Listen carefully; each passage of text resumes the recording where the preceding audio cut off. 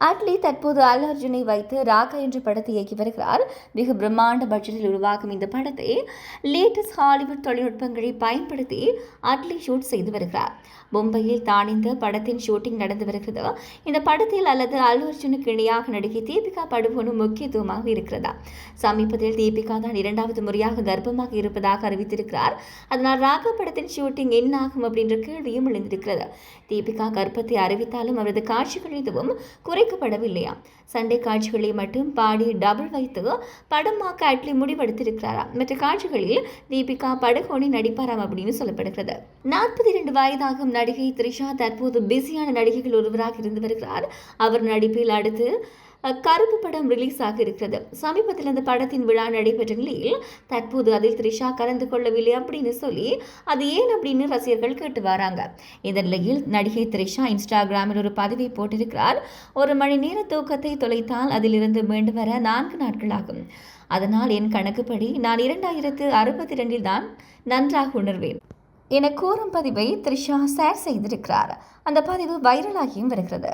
நடிகர் விஜய் சினிமாவில் இருந்து விலகுவதாக அறிவித்துவிட்டு முழுநேர அரசியல் ஈடுபட்டு வருகிறார். சமீபத்தில் நடந்த சட்டப்பேரவை தேர்தலில் விஜயின் தமிழக வெற்றி கழக கட்சிக்கு பல சினிமா பிரபலங்களும் வெளிப்படையாக ஆதரவு தெரிவிச்சிருந்தாங்க.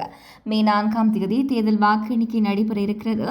இந்த நிலையில் இன்று அதிகாலை விஜய் திடீரென திருச்செந்தூர் முருகன் கோவிலில் சாமி தரிசனம் செய்திருக்கிறார். விஜய் திடீரென கோயிலுக்கு சென்றது ஏன் அப்படின்னு சொல்லி காரணம் தெரியுமா? அவரது யோசியர் தானா? விஜய்க்கு தொடர்ந்து வரும் தடைகள் மற்றும் அவருக்கு எதிராக நடக்கும் சூழ்ச்சிகளை முறியடிக்க வேண்டும் அப்படின்னு சொன்னா திருச்செந்தூர் சென்று அதிகாலை விஸ்வரூப தரிசனம் செய்யும்படி ஜோதிடர் கூறியிருக்கிறாராம். அதனால்தான் விஜய் திடீரென திருச்செந்தூர் முருகன் கோவிலுக்கு சென்றிருக்கிறார். மேலும் அவர் அங்கு கடலிலும் கால் வைத்து அவர் வழிபட்டும் இருக்கிறார் அப்படின்னு சொல்லப்படுது. நடிகை கல்யாணி பிரியதர்ஷன் தற்போது இளசுகளை அதிகம் கவர்ந்த ஹீரோயின்களில் ஒருவராக மாறியிருக்கிறார். லோகா படம் இந்திய அளவில் வரவேற்பை பெற்றிருந்த நிலையில் அடுத்த ஹிந்தி படம் ஒன்றில் அவர் நடிச்சு வராரு. இந்த நிலையில் கல்யாணி அழகிய உடையில் எடுத்த லேட்டஸ்ட் போட்டோ ஷூட் ஸ்டைல் ரசிகர்களை கவர்ந்திருக்கிறது. பல திருமண நிகழ்ச்சிகள் வாரதால் இப்படி போட்டோஸ் அதிகம் எடுப்பதாக அவர் கூறியிருக்கிறார். பிரபல பாடகியாக இருந்த ஸ்வாகதா கிருஷ்ணன் தன்னை ஒரு முன்னணி தமிழ் இசையமைப்பாளர் பாலியல் ரீதியாக தவறாக நடந்தார் அப்படின்னு சொல்லி அதிர்ச்சி குற்றச்சாட்டை வைத்திருக்கிறார்.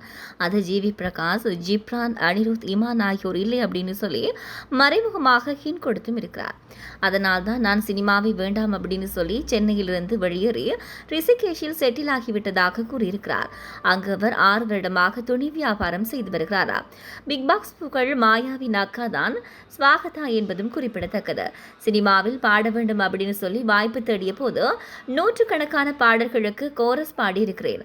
வாய்ப்புக்காக படுக்கைக்கு அழைக்கும் விஷயங்களும் நடந்தது. அதை செய்திருந்தால் இப்போது பெரிய இடத்தில் இருந்துப்பேன். எனக்கு திறமை இருக்கிறது அப்படின்னு சொல்லி முயற்சித்து வாய்ப்பு தேடினேன். அப்படி கஷ்டப்பட்டு பெற்ற இடத்தை விட்டுவிட்டு வர ஒரு இசையமைப்பாளர் தான் காரணம். எனது 9 வருட காதல் பிரேக்கப் ஆனது. இதிலிருந்து மீண்டு வர கஷ்டமாக இருந்தது. அப்போது இந்த இசையமைப்பாளரிடம் வேலை செய்து கொண்டிருந்தேன். அந்த நேரத்தில் அவர் என்னை கண்ட்ரோல் எடுக்கிறார். அவரது குடும்பம், நண்பர்கள் எல்லோரும் அறிமுகப்படுத்தினார்.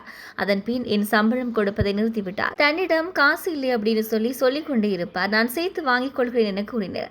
அவரது மனைவிக்கு ஐபோன் வாங்கி கொடுக்க கூட என்னிடம் கடன் வாங்கியிருக்கிறார். ஒரு சொத்து விற்ற பணம் என்னிடம் இருக்கிறது அப்படின்னு சொல்லி அவரிடம் சொன்னபோது அந்த பணத்தை சில காரணங்கள் சொல்லி வாங்கி கொண்டு வட்டியுடன் தருவதாக கூறினார். அதை வைத்து வீடு சொகுசுக்கார் அப்படின்னு வாங்கினார். 7 வருடத்திற்கு முன்பு திடீரென்று ஒரு நாள் ஸ்டுடியோவில் என்னை பலவந்தப்படுத்தி தவறாக நடந்தார். அதை சிசிடிவி கேமராவில் ரெக்கார்டு செய்து கொண்டார். வெளியில் சொல்லக்கூடாது அப்படின்னு சொல்லி சிசிடிவி ரெக்கார்டை வைத்து பிளாக்மெயில் செய்தார். எல்லோருக்கும் காட்டி விடுவேன் அப்படின்னு மிரட்டினார். சவுண்ட் ப்ரூஃப் ரூமில் அது நடந்தது. பல சீக்ரெட் கேமரா வைத்திருந்தார். என்னை பற்றி தவறாக தகவல் பரப்பினார். அவரது மனைவியும் பேசி ஏமாற்றினார். இதுபோல பல பெண்களை வீடியோ எடுத்து அவர் பார்த்து கொண்டிருப்பார். குழந்தைகளையும் பார்த்து கொண்டிருப்பார். இதே போல ஒரு பெண்ணிடம் மீண்டும் நடந்திருக்கிறார். அந்த பெண் எனக்கு மெசேஜ் அனுப்புகிறார், ஆபரேஷன் செய்திருக்கிறார். இதற்கெல்லாம் அவரது மனைவியும் உடந்தையாக இருந்திருக்கிறார். இப்படி ஒருவனுக்கு அவார்டுகள் கொடுக்கிறார்கள். மற்றவர்கள் வேலைக்கு அவர் விருது வாங்குகிறார். அவருக்கு பியானோ கூட வாசிக்க தெரியாது. என்னை அப்படி செய்துவிட்டு அதன் பின் என் வீட்டில் வந்து காலில் விழுந்தார். புகார் கொடுக்க வேண்டாம் என்று கெஞ்சினார். என் சகோதரி மாயா தான் என்னை காப்பாற்றினார். ஜிவி பிரகாஷ், ஜிப்ரான், அனிருத், இமான் இவர்கள் எல்லாம் வேறு லெவலில் ப்ரொஃபஷனலாக இருப்பவர்கள் என ஸ்வாகதா கூறியிருக்கிறார். அதனால் இந்த லிஸ்டில் இல்லாத ஒருவர் தான் ஸ்வாகதாவின் இப்படி நடந்திருப்பதாக தெரிகிறது. யார் அந்த இசையமைப்பாளர் அப்படின்ற கேள்வி எழுந்திருக்கிறது.